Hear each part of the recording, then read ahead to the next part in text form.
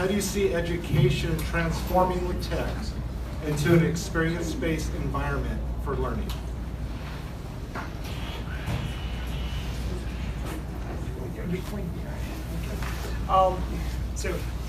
Matt Federoff, Chief Information Officer, Vail School District. This is year number 21 in the job. So having watched it for 25 years at this point, let the microphones pass by here. To a certain extent, I think we've arrived. I mean, we have the things we dreamed about 20-some years ago. I mean, wireless networking and kids with devices. We're at this interesting tipping point where I'm really curious to see what we now do, because there are all these barriers. Those of us who've been in it for like decades remember taking kids to computer labs, right? We're doing that thing, and then I remember cows, the cart that you have right now. And then now, so we have devices. We're 8th grade. I mean, we've been one-to-one since 2005. We're textbook free. We did that. I'm actually really curious that we've now lowered the barrier of entry low enough. I'm actually really curious to see what the next generation of teachers do to answer that question. So I don't know that it's an answer. It's sort of an acknowledgement that in a very real way, we've achieved much of what we set out to do 2 decades ago. So I think if we're talking about what Matt just said, I think we have to get better at what we do. I think we've at least experienced now. We understand where the limitations are, where the successes are, where the challenges are, and we're much more informed consumers. We can really ask those questions now to say, how do we do this? What can we do this better? Is it this type of artificial intelligence or VR that we need to go to next? And we are curious to see what's next. And so to be able to have this many people involved in this type of event, to be able to bring a lot of great minds together to bring those ideas and then say, what about? Why not? Instead of why. And then be able to build upon those and, like I said, again, get better, because when we define our why about having that great experience for kids, that's why we're here. And that's a great place to be as far as what we do as a profession. So that's where we're at. Fantastic. Chris Knutsen, Superintendent, Florence Unified School District. I've been a sup for 4 years, so 2.9 is the tenure of most superintendents across the country, so I'm looking to be fired shortly. Is looking for a job, or are you putting it out? I drove out here to work for Eric Godfrey.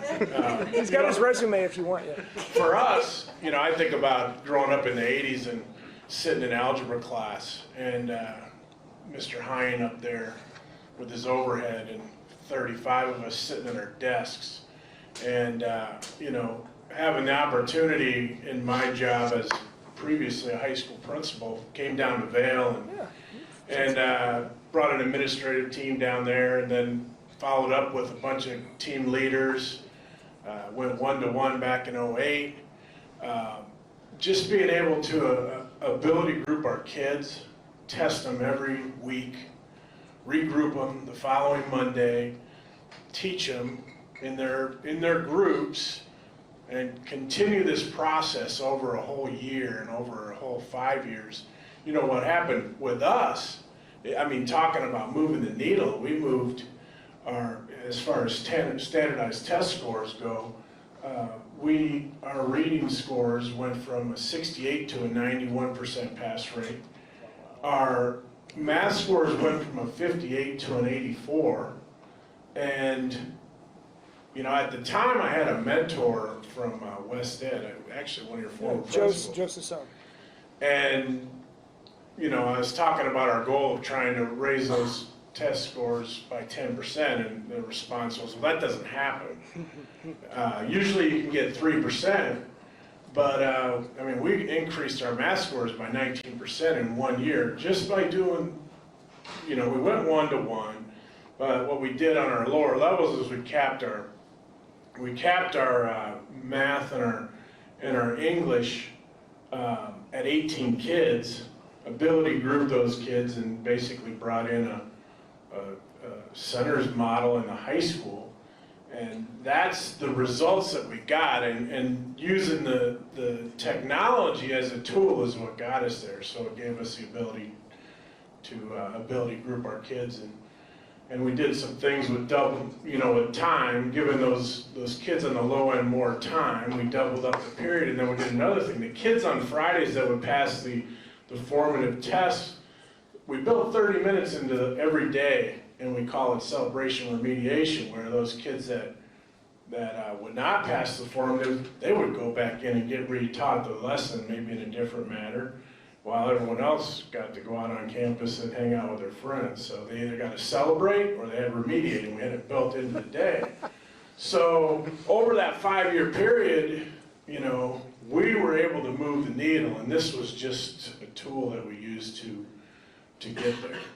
And I feel like over the last 11 years, as the funding has diminished here in our state, I feel like we've kind of stagnated, because some of those innovative models that we were doing at the time, basically we were doing that by bringing a teacher and a parapro. So 6 kids ability grouped together would be taught in front of the teacher, while another group was getting relevant practice, while another group was getting assessed. Well, when the cuts come, you got to take that parapro out, and class sizes, you can't take that 18 kids and put them in there anymore. So now you got 30 kids sitting in those lower level classes, and our growth has stalled. And I know exactly why, because the resources have been cut. We can't pass an override. But as far as the digital learning, I know that it works. So we've been really happy with being one-to-one. Yeah. Just to amplify the gentleman's point, we hear constantly about technology initiatives, and one of the first caveats they say is, oh, but it's not really about the technology. And I appreciate, Leilani, what you said. It's absolutely about the technology, because, as Chris pointed out, we can now feed this rich data stream back to the instructor, back to the teacher, back to the leadership about where kids are at in a way that we never could do before. And using that instantly, and using that rich data stream to inform and guide instruction, even if it's not quite the model that you're advocating. We just never had that level of really seeing into where a particular kid was at. And so that's absolutely about the technology, and that's very much something we could only do now. Great, thank you. So here's question number 2. What interests you the most about what is happening with tech transition in schools?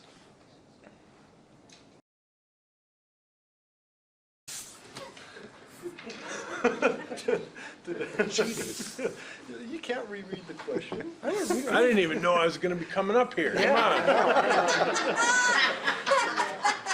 So these are not canned responses then. Yeah. This isn't a political I think debate. the most exciting thing that we have right now in our district is that we're being able to really, and I don't want to say think out of the box, because that becomes one of those cliche things, but we have been so defined by this box. And I don't mean the laptop, but by this box of what high school is or what school is. And now we're being able to break that box open. And when kids say, I want to be this, or what about this, that we're now getting to the point where we can start saying, you know what, okay, let's map that out. And whether it be flexible seat time, or whether it be concurrent or dual or CTE, or more of a traditional type look, really whatever that kid wants to do, we should be able to say, yeah, we could probably make that happen. Yeah. And the resources that the technology gives us makes us have the ability to, or allows us to have the ability to increase that flexibility. It's not the only thing that's going to create that flexibility, but it allows us the flexibility. And so us being able to really sit down, and when a kid talks about being intentional in high school, and this is what I want to be able to, and we're starting to use the words, they're either going to employ, enroll, or enlist when they get done with high school. We have to prepare them for that. And when we do that and make kids intentional, the chance that they're going to be disengaged once they leave high school is minimized. And that's going to help society, workforce development, economy, all of those different things. And so being able to sit with those kids and help guide them, and then stop telling them no, but going, yes, we can, and it's not going to look the same all the time. And we're about to embark on that in a major way as we enter next fall. So exciting stuff. That's awesome. really like what you had to say about individual kids and where they're at. It's really powerful. So we've known for years, we have the data that shows that our internet traffic through the district goes like yours does. It goes up through the day, and then it peters off as the day goes on. But then what's interesting for us is it suddenly comes back up again about 5:30 or 6 o'clock. And what we realize is those are kids reaching back into the district and staff, students and staff, to get digital resources. And so what we've done in effect is we are, our network graphing, and I'm an IT guy, but we can show that we've stretched out the school day. We actually are getting more instructional lift out of the day beyond 7:30 to 3:30 in that way. That's really interesting to be able to codify in an actual metric like that. And what's exciting for me to think about, in particular as a former high school teacher, is that as we can move more and more of the lower level Bloom stuff to the electronic mode of delivery, even in a traditional classroom sense. So Bloom's level 1 and 2 stuff happens on the device, happens off hours, happens that, so that when that magic 55, by the way, how many of you guys can feel 55 minutes in your bones? How many high school teachers there? You can just know what 55 minutes feels like. That's right. All right. You just know, right? I was saying, so more of that time with a high quality instructor, taking the kids further up Blooms, having more authentic and engaged learning, as opposed to when I was in the classroom in the 90s, when we spent a fair amount of time throwing content at kids because it was the only way we could do it. That's what's really interesting to think about instructionally. Yeah, I agree. Just being able to connect our teachers and our students together when they're not in the classroom is a huge piece of our students' learning in our district. So, Awesome. You want to just ask it? No, we'll just read it and then we'll make them guess what the question is. Leilani told you to read this, remember? It's like Jeopardy. We give the answer and then Follow we say instructions. the question. That was her instruction to Okay, you. so here's number 3. Mr. Cawthon, right? So Yes. you have to do what she tells Exactly. you. Okay, all right. What is the most important work you or your institution is doing right now? Ours is our Future Ready and Gear Up initiative. People talk about college and career. Everybody's going to college or everybody's going to career. And really, everybody's going to career someday. It doesn't matter what you do, wherever you fall on that list. And if you want to use pay as the determiner of success, whether it's the lowest paying person or the highest paying, you're still in a career. So we are talking about future ready and how do we get kids ready for that. And then what their post-secondary aspirations is up to them. And then we want to be able to facilitate that. And then we were just awarded a grant, the Gear Up grant, which is a federally funded national grant to increase kids' awareness and ability to be ready for post-secondary aspirations. So it ties perfectly in with our Future Ready initiative, which we spent the last year and a half out in the community and students and parents and teachers and our entire school community developing what we're defining as a graduate. And now we need to implement that because too many times we talk philosophy and it looks cool on a poster and the district office did it and then it never goes anywhere from that. And that's one of the things that we do not want to do. So Future Ready and Gear Up, all my Buckeye Union High School District folks, it's game on. So here we go. Awesome. I really appreciate the way you talk about your students. That's awesome. I was going to say that. So for us, it's beyond textbooks. We built it for ourselves 12 years ago. Now we have 134 partner districts across 9 states, including this gentleman and several others here in the room. It's been wonderful to talk to teachers who actually use it, who aren't Vail teachers. Really, of the top 5 growth performing districts in Arizona, 3 are beyond textbooks partners. And so really improving achievement across the state, that's probably the most important work that we're doing. Great. you know, we believe that the most important thing that we can do for our students is to build confidence. And we try to throw a lot of our eggs in the basket of building culture and making connections with kids. Because if you throw all the eggs in that basket, regardless of what you do anywhere else, if kids feel good about coming to school every day and they want to be there, everything else kind of falls into place regardless of what you do. I mean, and we try and get there by focusing on 6 core values. One is leadership, Leadership is probably one of the most important things that I do as a superintendent. Choosing that leader that's in the school is so important. You know, other areas, of course, are technology. That's one of our core values. Technology is a tool that's going to help get us there and help us to differentiate with our students. Another one is clear and collaborative relationships from students all the way up to the top. It's very important. Another one that a lot of people miss is vertically articulated extracurricular engagement. The soft skills that our kids learn through being in the band, being in the cheer team, being in sport. These are all soft skills that employers want. So we want to be intentional about trying to articulate from K all the way up, and it's a difficult thing to do because of, you know, our funding in Arizona. So you know, those are just a few of the things that our core values are to try to make sure that all of our students are succeeding. Awesome. Okay, so we want to real quick open up any questions you all have for the panel.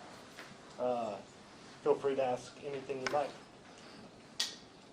If no one asks something, I'm going to. At this point in the day, they're all like, Eric and I will wrestle now, right here.